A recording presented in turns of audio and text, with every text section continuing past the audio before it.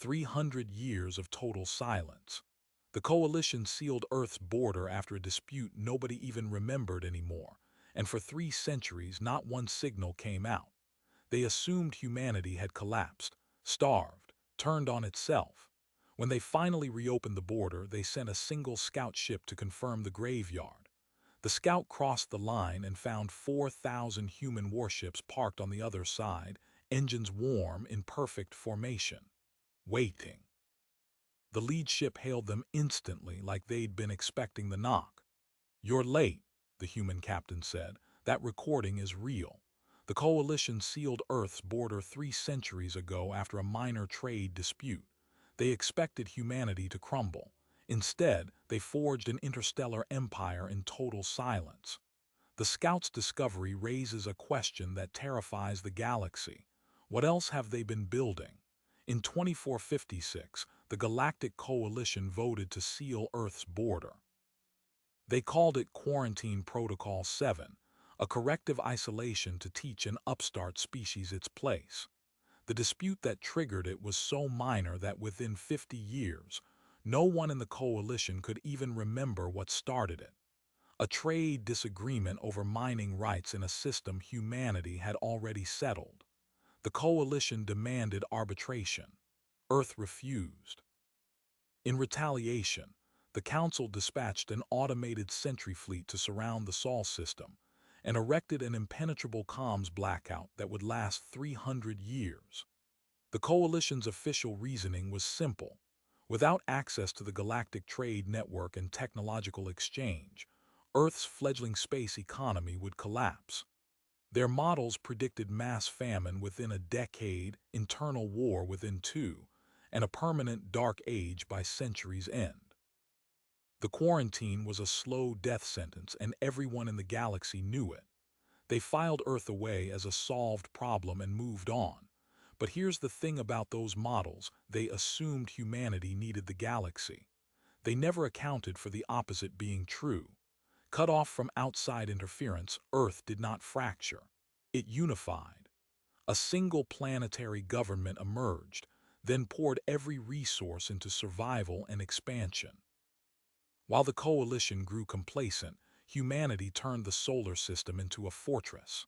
Mars became a shipyard. Titan became a fuel depot. And in the cold void beyond Pluto, they quietly dismantled the Sentry drones one by one, studying their technology, reverse engineering everything they could. When the 300-year timer expired, the coalition treated it as little more than a bureaucratic footnote. A single scout vessel, the Veritas, was dispatched to confirm the graveyard, record a few images for the archives, and return. The mission parameters were explicit: passive observation only. Do not engage. The crew expected to find a broken world, maybe a few scattered survivors scratching out an existence on a poisoned surface. What they found instead was a fully operational interstellar empire. 4,000 warships in perfect parade formation around the lunar perimeter. Dyson swarms harvesting the sun's total output. Starbase networks extending to 12 colonized systems. The Veritas barely had time to process the data before the humans locked onto them. The lead human ship hailed them immediately, not with surprise, but with the cold patience of someone who'd been waiting exactly 300 years for this knock. "You're late," the captain said. And then every gun poured on every human ship in the system rotated toward the Veritas in perfect synchronization. The final data burst the scout transmitted before the feed cut showed the flagship's forward batteries glowing hot. And then nothing. For 47 hours, the Coalition Council refused to believe the report. They buried it. The Veritas was officially listed as lost to an uncharted gravitic anomaly, a tragic navigation accident, nothing more. Then the decryption teams finished processing the final data burst. It was not a distress call. It was not a debris scan. It was an invitation. The data burst contained a single high-density packet that, when unpacked, revealed 3 centuries of human history compressed into a 15-minute presentation. The council played it in total silence. It began with the same captain, seated in a command chair aboard the flagship Endurance Asterisk. He introduced himself as Fleet Admiral Elias Vance, Supreme Commander of the Terran Stellar Navy. His voice was calm, almost conversational, but the words he spoke unraveled everything the Coalition believed about isolation and collapse. "You sealed our borders in 2456, Vance said. Your models predicted we would starve within a decade. You assumed we needed your trade routes, your technology, your permission to exist. You were wrong. The quarantine you designed to break us became the single greatest gift our species ever received." The presentation unspooled a timeline that defied every coalition projection. In the first 20 years, Earth unified under a provisional world government called the Terran Accord. The old national rivalries, suddenly deprived of external distractions and faced with a common existential threat, dissolved faster than any political scientist could have predicted. By 2500, humanity had established permanent colonies on Mars, Luna, and the Jovian moons. By 2550, they dismantled the first-century drone, reverse-engineered its faster-than-light communications array, and began building their own. They did not simply survive isolation, they weaponized it into total strategic focus. The presentation showed manufacturing complexes sprawling across the asteroid belt, orbital habitats housing millions, and a Dyson swarm that captured 97% of the sun's total output. The coalition's own energy infrastructure, by comparison, looked pre-industrial. Then came the expansion wave. In 2590, a human colony ship jumped to Proxima Centauri. By 2610, they had settled 12 star systems, each fortified with overlapping defense grids. The Terran Stellar Navy grew from a handful of repurposed freighters into a force of 4,000 capital-class warships, each one built in the silence of the black, invisible to the galaxy outside the quarantine shell. And none of it registered on a single coalition sensor, because the quarantine was designed to keep signals in, not out. The council sat frozen as Vance's narration continued, his tone never shifting from the patient, deliberate cadence of a man who had rehearsed this moment for decades. But the real shock came when Vance addressed what they had been doing with those centuries. "We knew the quarantine had a 300-year duration. We decoded your century's command core in the first century. We could have broken out at any point. We chose not to." He paused, letting the silence stretch. "We chose to wait because we understood something your council forgot. The galaxy only respects power. We spent 300 years making ourselves so undeniable that when you finally opened the door, you would have no choice but to listen." The screen then displayed a live tactical feed of the fleet formation the Veritas had encountered. Every ship was clearly visible, painted in the signatures of cold fusion reactors and directed energy projectors. But it was the final image that broke the Council's composure, a wide-spectrum scan showing the entire solar system encased in a new layer of defense, not a quarantine shell but a siege sphere. Earth had sealed itself from the inside, turning its prison into a fortress that could hold against anything the Coalition could throw at it. Admiral Vance concluded with the terms, not a surrender demand, not a declaration of war, an ultimatum framed as an invitation. The Terran Accord formally requests the Galactic Coalition send a diplomatic delegation to Sol within 30 standard days. We will discuss border renegotiation, the status of systems settled during our isolation, and what reparations are owed for 3 centuries of forced confinement. Failure to arrive within the deadline will be interpreted as an act of ongoing hostility, and we will respond accordingly. The clock starts now. The data burst ended. The council chamber erupted in chaos. 6 species demanded an immediate military response. 4 others threatened to secede from the coalition entirely rather than risk conflict with what they now called the sleeping giant. The delegate from the Kexil Dominion, who had originally proposed the quarantine, sat pale and silent as his aides calculated the strategic nightmare. The human fleet was not only larger than the coalition's combined exploratory force, it was stationed directly between the core worlds and the frontier, blocking every major trade lane. In one transmission, humanity had gone from a forgotten footnote to the dominant military power in the known galaxy, and they had done it without firing a single shot. 29 days remained on the clock, but the real crisis had barely begun. Because the data burst contained something the Council did not notice at first, an embedded cryptographic key that, when decoded, unlocked a secondary message hidden in the subcarrier frequencies of the transmission. Only one person on the Council's intelligence staff found it, and when she did, she realized that Vance's ultimatum was not a bluff. It was a countdown to something far worse than a fleet engagement. It was a countdown to the activation of a weapon they had built directly into the sun itself. The key contained a single line of text. "We have waited 300 years. We can wait 30 more days. But understand, if you do not come to us, we will bring the sun's fire to you." The intelligence analyst who discovered the hidden message was a junior cryptographer named Dr. Celara Thorne, a Rigelian with a career built on routine traffic decryption. She had spent 2 decades sifting through comms from extinct civilizations and abandoned outposts.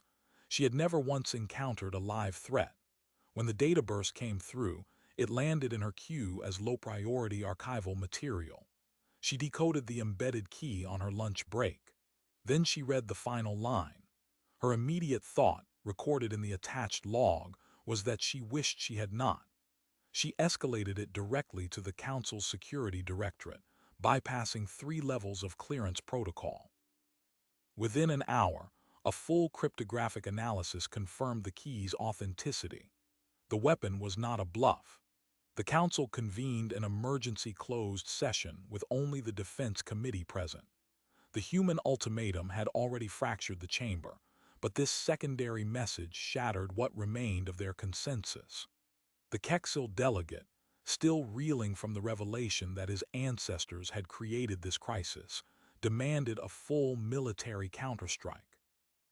The Valian High Ambassador, whose species had never fought a single war, proposed immediate unconditional surrender and a gift of 3 colony worlds to appease the humans.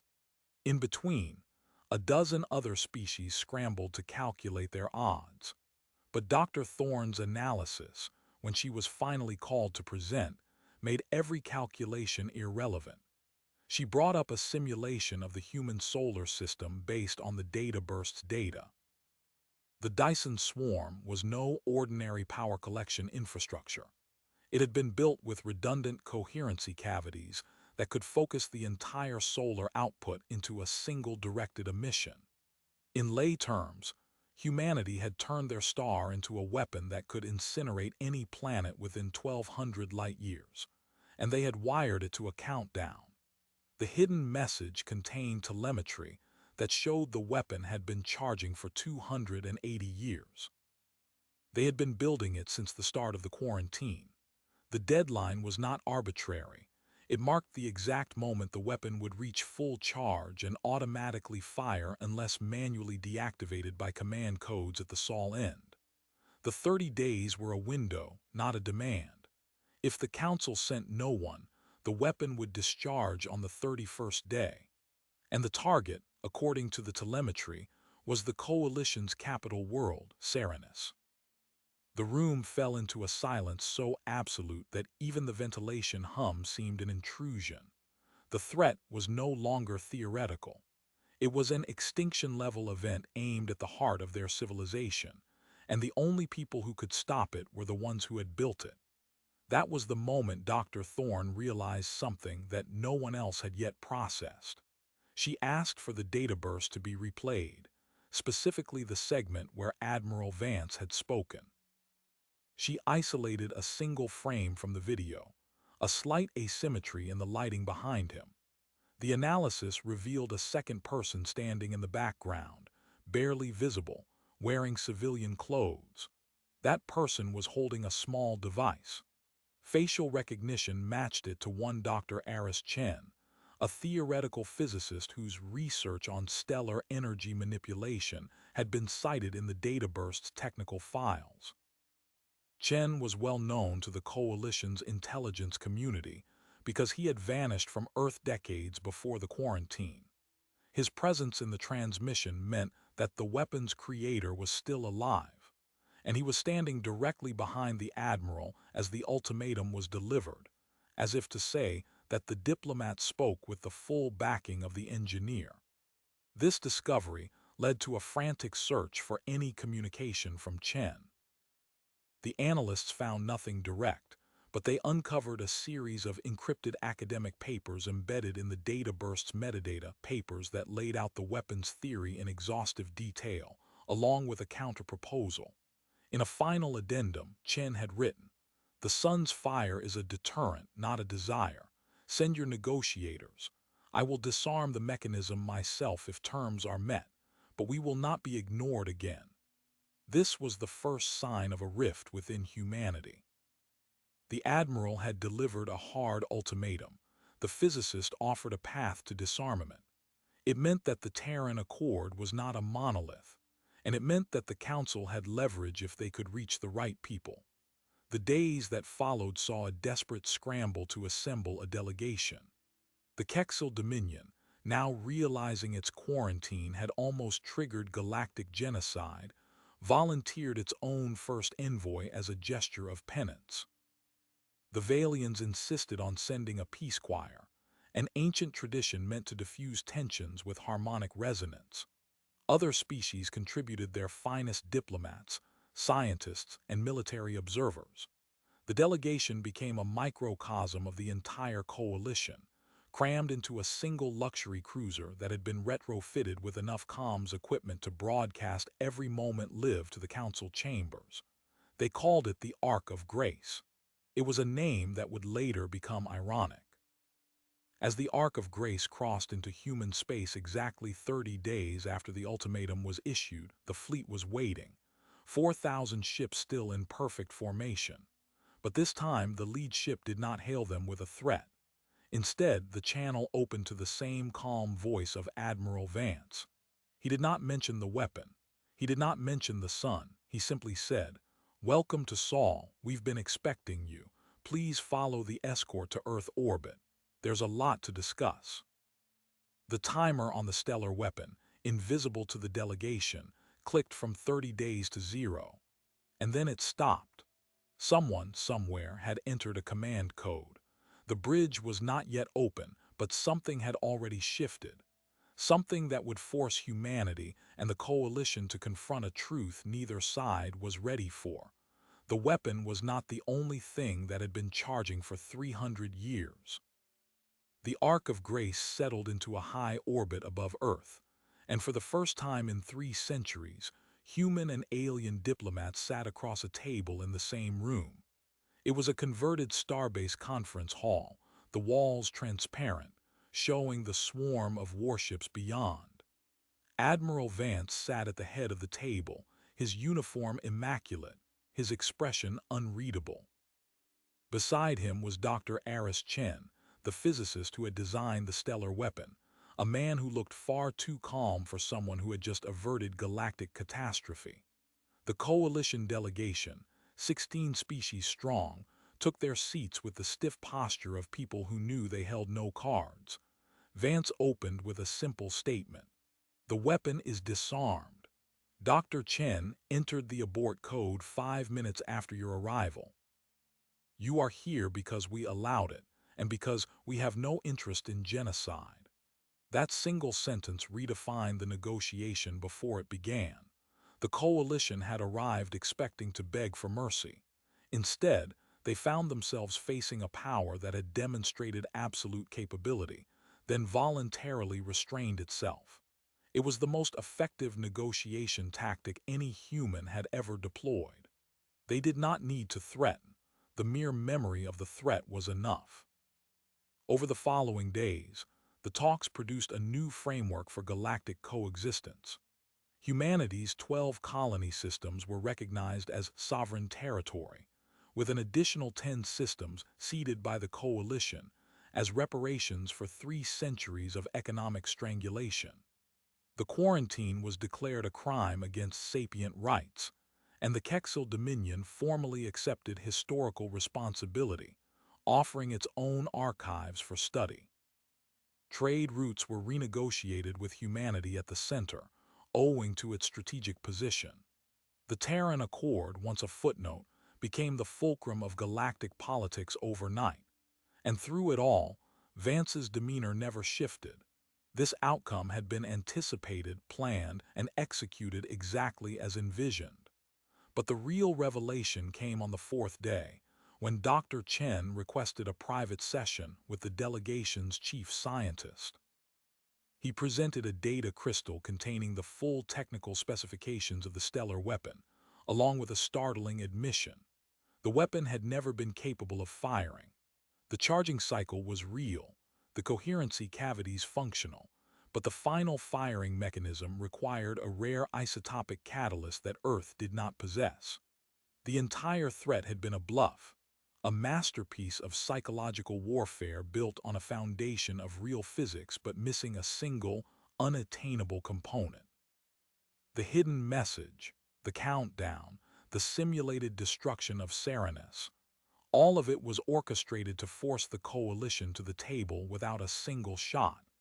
Humanity had spent 300 years building not just a fleet, but a deception so elaborate that it would withstand the most rigorous scrutiny until the very end. And it worked. Chen explained that the idea originated not in the military, but in a collaborative effort between human game theorists, cognitive scientists, and historians who studied the coalition's psychological profile. They knew the council would respond to existential fear far more reliably than to appeals for fairness. The quarantine had proven that. So they reverse-engineered the coalition's decision-making architecture and built a weaponized narrative that exploited every institutional vulnerability. The warships were real, the industrial base was real, but the sun's fire was a lie designed to make the real power undeniable. Chen ended with a quiet observation. We waited 300 years to be heard. We simply found a way to make listening the only option.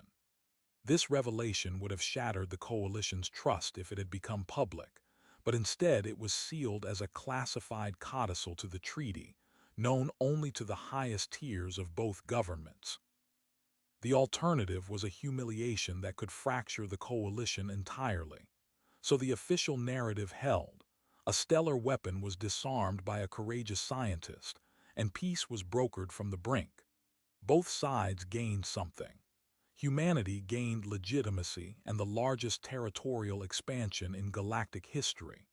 The coalition gained a partner that, despite its capacity for deception, had chosen diplomacy over destruction. Yet the most unsettling detail emerged not from the conference rooms, but from a signal intercepted by a deep space listening post 3 months later. A human freighter, passing through the old quarantine boundary, transmitted a routine navigation log. Embedded in the metadata was a time-stamped file that predated the quarantine itself. It was a list of stellar coordinates, 37 systems in total, each one flagged with a single word: inhabited. Humanity had mapped the entire local arm of the galaxy before the quarantine was even imposed. They had known exactly which worlds to settle, which resources to claim, and which neighbors to monitor. The 300 years of silence were not a reaction to isolation.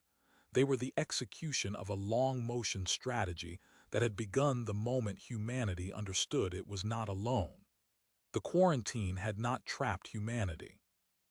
It had removed every distraction, allowing the plan to proceed without interference. The empire had not been forged in silence. It had been forged in plain sight, and the galaxy simply forgot to look.